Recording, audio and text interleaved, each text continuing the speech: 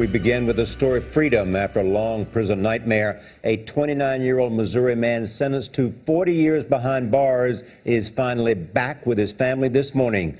Ryan Ferguson spent nearly a decade trying to prove he is an innocent man. He celebrated his release last night with a steak and a beer. A state appeals court overturned Ferguson's murder conviction last week. Now Missouri's attorney general says he will not retry the case. Ryan Ferguson and his father join us in a moment. But first, 48 Hours correspondent Erin Moriarty is here. Her 8 years of original reporting uncovered many of the gaps in this case. Erin, good morning to you. Well, it is a good morning. When the state appointed a special prosecutor to handle this case last Friday, most people expected it would take months to resolve Ryan Ferguson's fate. It took just 4 days. Yay! It was finally over.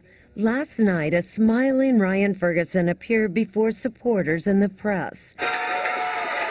No longer in handcuffs or his prison-issued jumpsuit. He first thanked his parents, Bill and Leslie Ferguson. They are the absolute most amazing parents people, you could ever have. Without them, I wouldn't have had any hope. Guilty of murder in the second degree. Ferguson was convicted in 2005 of killing Kent Heitholt, a popular newspaper sports editor. While there was plenty of physical evidence at the scene, none of it matched Ferguson. He was convicted on the word of 2 witnesses. One was Charles Erickson, a high school classmate who claimed they killed Heitholt in a late-night robbery. The other, a janitor who said he saw Ferguson at the crime scene. Both men later admitted they lied at trial.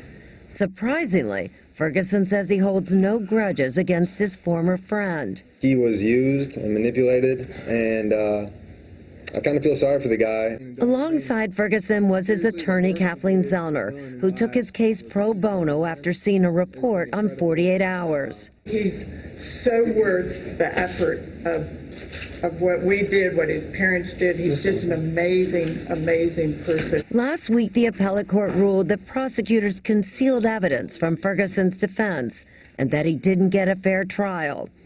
Ryan Ferguson is now looking forward to the little things. I kind of want some Dairy Queen. Making up for lost time with his big sister and the rest of his family. And catching up with good friends. And of course, my beautiful girlfriend.